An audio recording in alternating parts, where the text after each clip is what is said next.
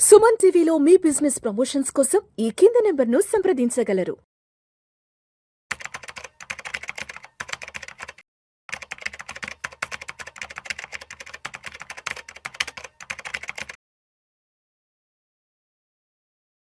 Hello, welcome to Suman TV insurance. నేను మీ Madhu Merupula. So ఈరోజు మన కంటిన్యూషన్ టాపిక్ అయిన టర్మ్ ఇన్సూరెన్స్, లైఫ్ ఇన్సూరెన్స్లో మనం మనకు ఇన్సూరెన్స్లో 4 రకాల కవరేజీలు ఉంటాయని చెప్పేసి లాస్ట్ వీడియోలో చెప్పుకోవడం జరిగింది.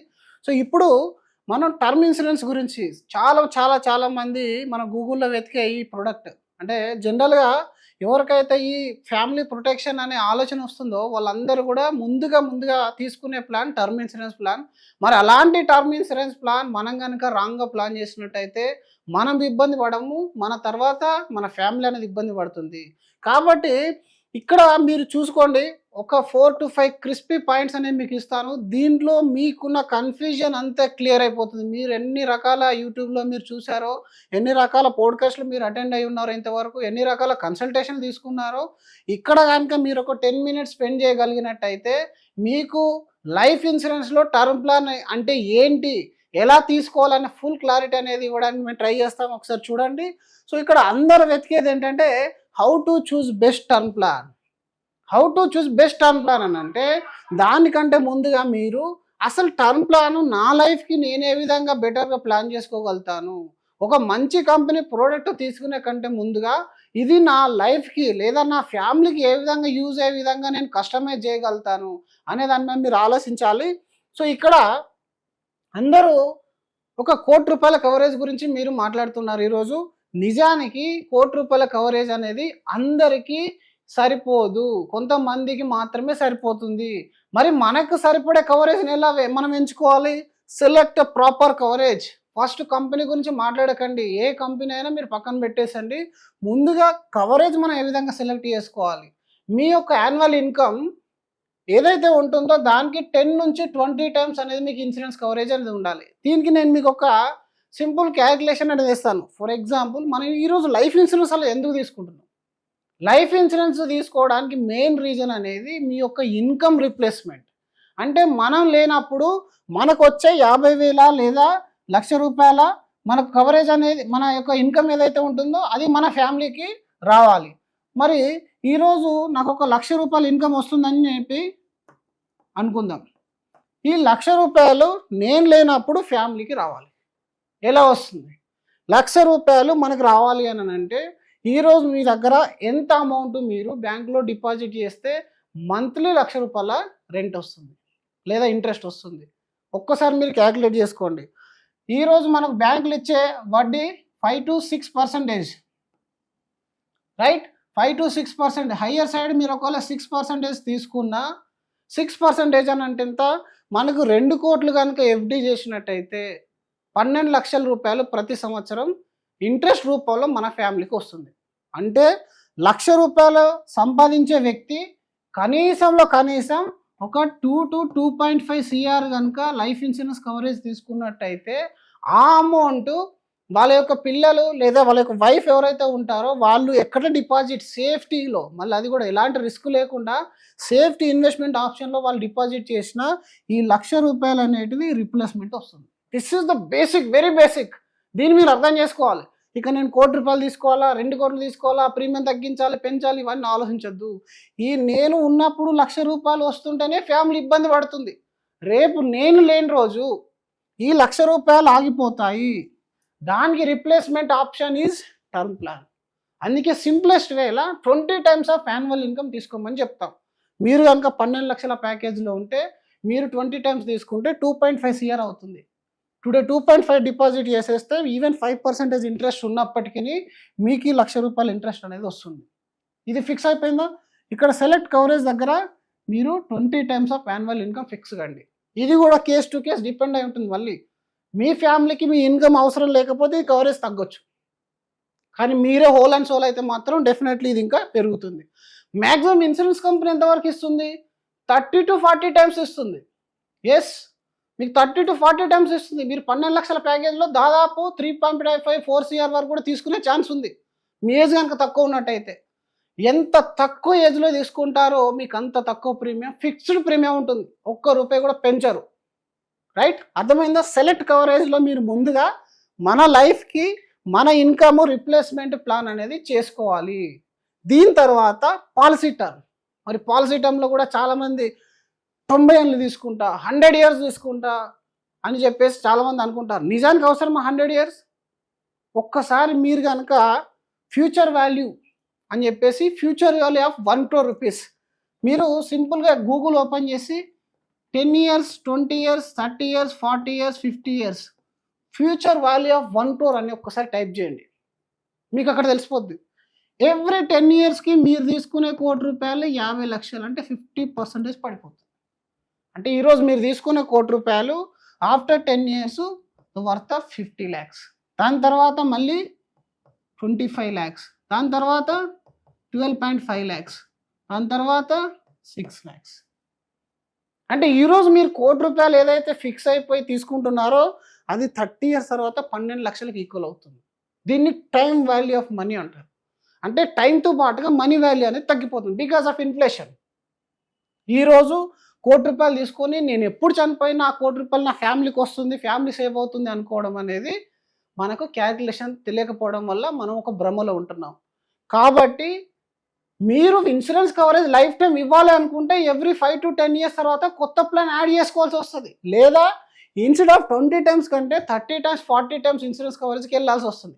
కానీ అక్కడ మళ్ళీ బడ్జెట్ కూడా చూసుకోవాలి. కాబట్టి ముందుగా మీరు 80 ఇయర్స్ 90 ఇయర్స్ అసలు నిజంగా తీసుకోవాలి. ఇది ఒక్కటే రీజన్ కాదు, ఇంకొక రీజన్ కూడా ఉంటుంది. ఆ రీజన్ ఏంటి అని అంటే మీరు ఎంప్లాయీ అయితే బై till 65 రిటైర్మెంట్ అయిపోతారు. ఒక్కసారి మీరు రిటైర్ అయ్యారు అని అంటే మీ పిల్లలు పెద్దవాళ్ళు అయిపోయారంటే మీకు ఆల్రెడీ వెల్త్ బిల్డ్ అయిపోయి ఉంటుంది. ఆ టైం తర్వాత మీరు ఇన్సూరెన్స్ తీసుకోవడం వల్ల ఫ్యామిలీకి ఎలాంటి ప్రొటెక్షన్ ఉండదు, అవసరం పడదు. మీది నుంచి కొన్ని కేసెస్లో మీకే రిస్క్ అయ్యే ఛాన్స్ ఉంటుంది. ఎందుకంటే మీ వల్ల ఆదాయం ఉండదు, మీరుంటే ఖర్చు, మీరు పోతే డబ్బు. అలాంటి సందర్భాల్లో అసలు మిమ్మల్ని ఉంచుకున్న కంటే పంపించే ప్రయత్నాలు చేస్తారు. కాబట్టి మీ యొక్క వర్కింగ్ ఎంత వరకు ఉంటుందో 60 కానీ 50 కానీ 65 కానీ మ్యాక్సిమం ఈ ఏజ్ వరకు చీజ్ చేసుకోండి. ఇక్కడ సీజ్ చేసేస్తే 2 రకాల బెనిఫిట్స్ ఉంటాయి మీకు. ఒకటి, మీరు తక్కువ ఏజ్ వరకు తీసుకుంటున్నారు కాబట్టి మీ ప్రీమియం తగ్గిపోతుంది. అప్పుడు మీరు కవరేజ్ అనేది పెంచుకోవచ్చు. ఎక్కువ ఏజ్ తీసుకున్నప్పుడు ఏమవుతుంది, 70 ఇయర్స్ 80 ఇయర్స్ తీసుకున్నప్పుడు 90 ఇయర్స్ తీసుకున్నప్పుడు డెత్ రేషియో అనేది పెరిగిపోతుంది, సంభావ్యత అనేది పెరుగుతుంది. కాబట్టి ఇన్సూరెన్స్ కంపెనీ మీ దగ్గర నుంచి ఎక్కువ ప్రీమియం తీసుకుంటుంది.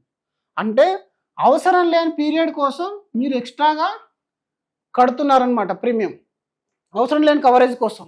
కాబట్టి మీరు మీ రిటైర్మెంట్ ఏజ్ ఫిక్స్ కండి ముందు బై 55, 60, 70.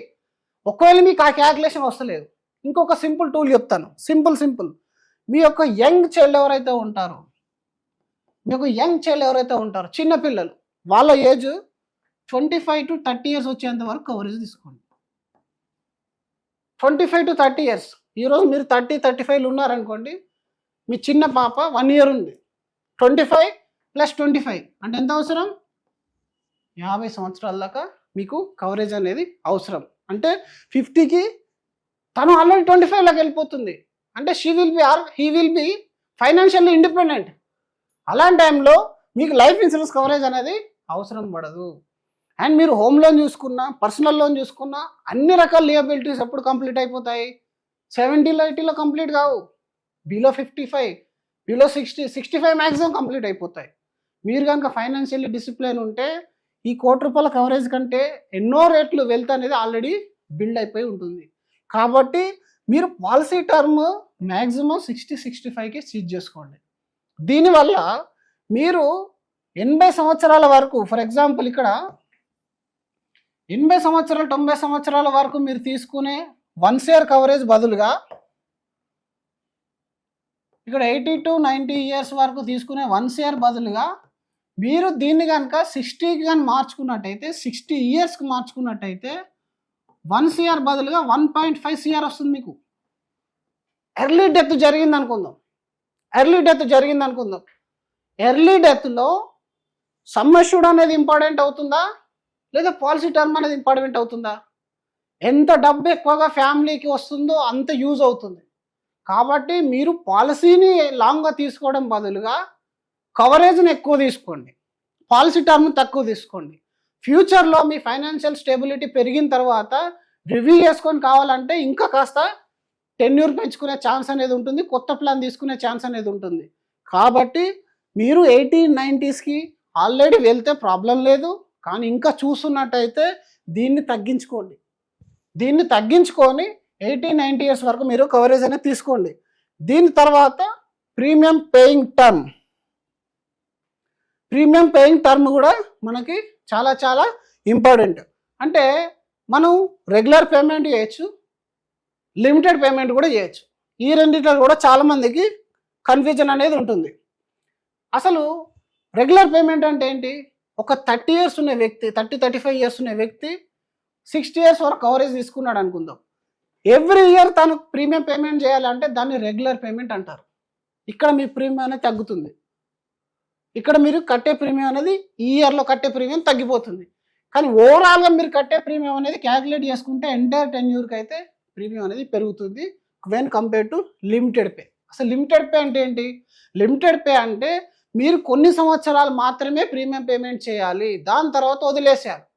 ఆ కవరేజ్ అనేది మీరు తీసుకున్న 10 years వరకు అవైలబుల్గా ఉంటుంది. దీన్ని రెగ్యులర్ పేమెంట్ అంటారు. ఈ regular పేమెంట్లో 5 pay, 10 pay, 15 pay, pay till 60 ఇలా 4 రకాల ప్రీమియం పేమెంట్ ఆప్షన్స్ అనేవి ఉంటాయి. ఇక్కడ మీరు చూసుకున్నట్టయితే 60 years మనం పాలసీ టర్మ్ తీసుకున్నాము.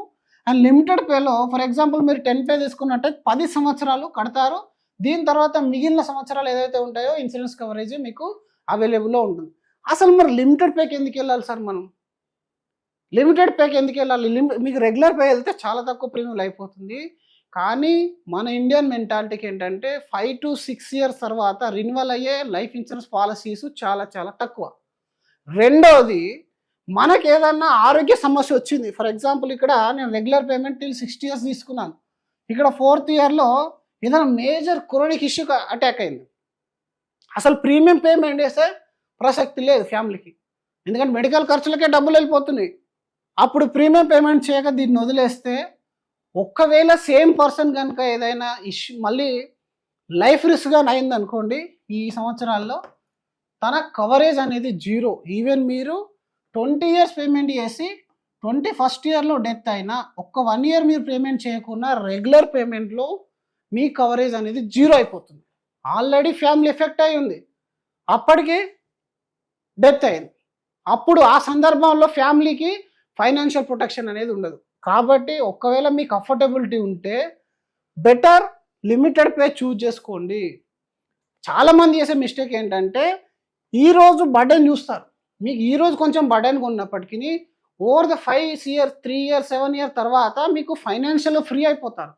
అప్పుడు ఈ టెన్షన్ మీరు 60 సంవత్సరాలు పెట్టుకునే కంటే 10 సంవత్సరాల్లో మిగించడం అనేది చాలా మంచి పద్ధతి.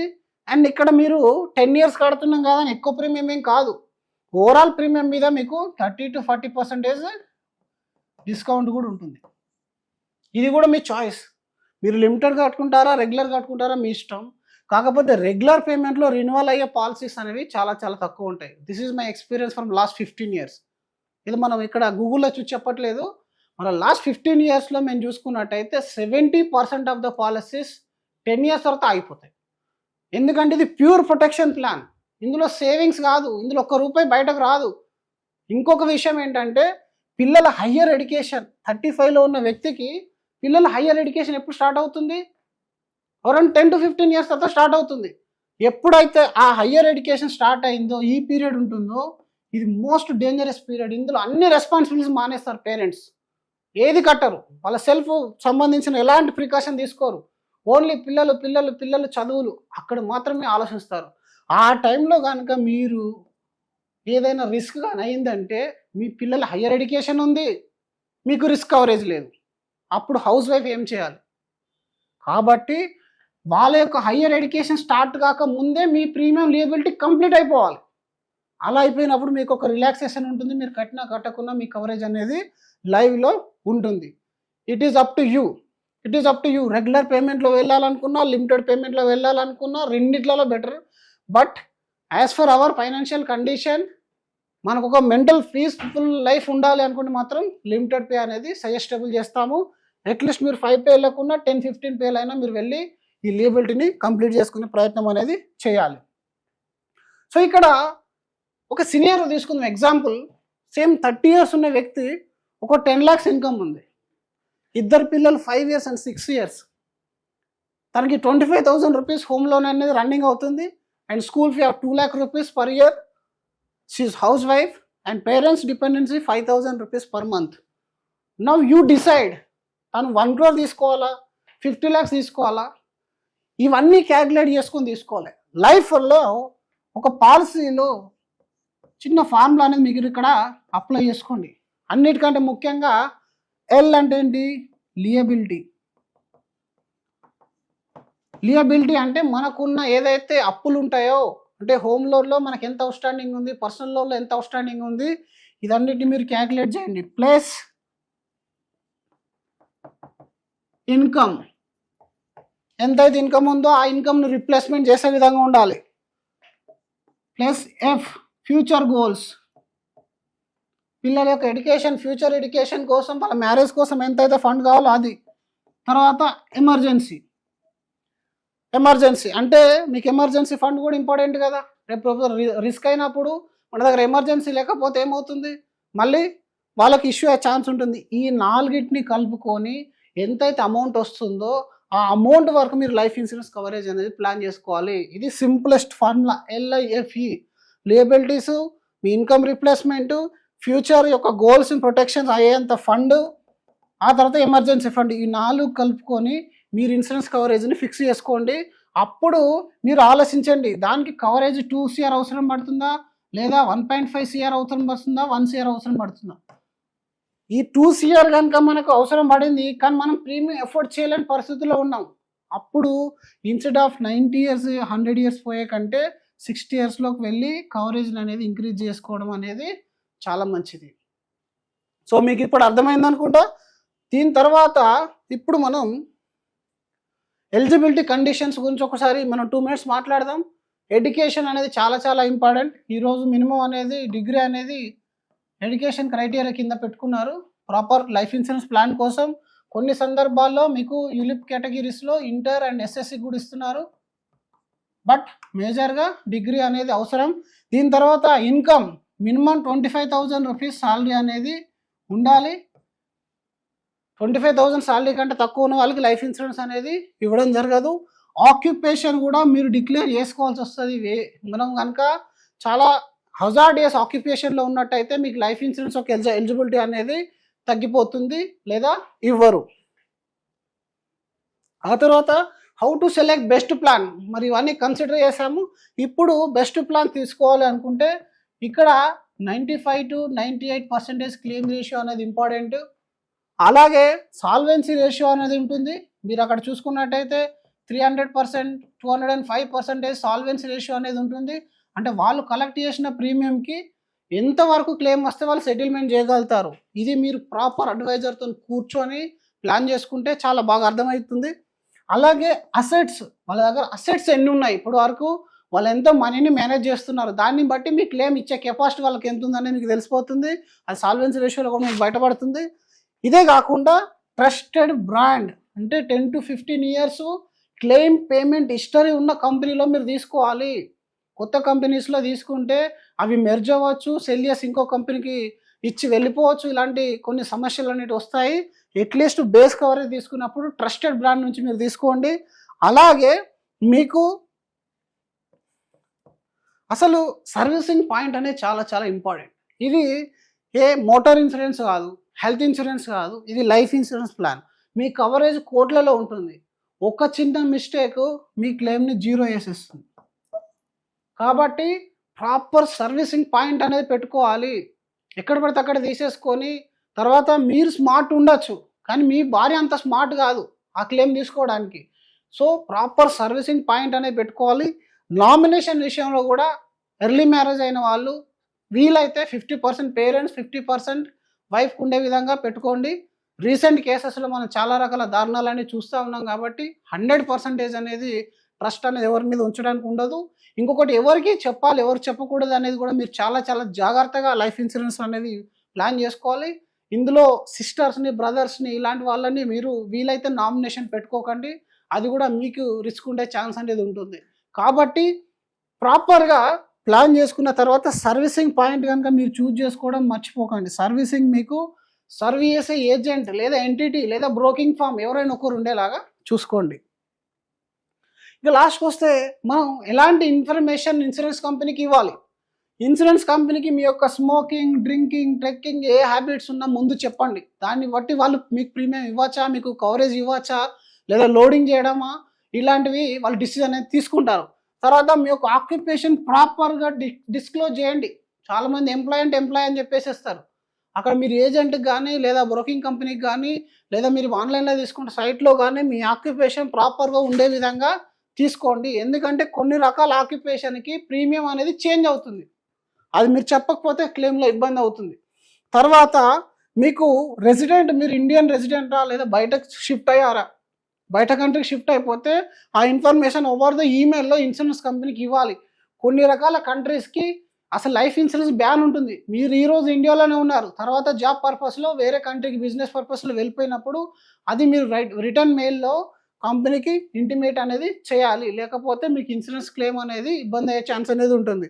దీని తర్వాత మెడికల్ హిస్టరీస్ అంతా కూడా ప్రాపర్‌గా ఇన్సూరెన్స్ కంపెనీకి ఎక్స్‌ప్లెయిన్ చేయండి.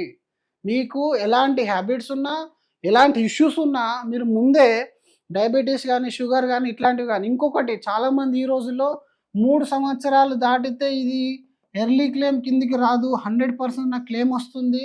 ఆ 3 సంవత్సరాలు నేను దాచిపెడతాను. ఇది ఐఆర్‌డిఏలో రూల్ ఉంది అని చెప్పేసి ఒక భ్రమలో అసలు చాలా విషయాలు చెప్పకుండా పాలసీ తీసుకుంటున్నారు. మీకు ఈరోజు నేను చెప్తున్నాను 3 సంవత్సరాలు కాదు, 10 సంవత్సరాలైనా మీరు గనుక వాంటెడ్‌లీ ఏదైనా హైడ్ చేసినట్టయితే ఆ క్లెయిమ్ అనేది పేమెంట్ రాదు. అది ఫ్రాడ్యులెంట్ యాక్టివిటీ కిందికి వస్తుంది. మీకు తెలియని జబ్బు ఉంటే అది 3 ఇయర్స్ తర్వాత బయటపడితే అది 3 ఇయర్స్ క్లాస్ మొరటోరియం కిందికి వస్తుంది.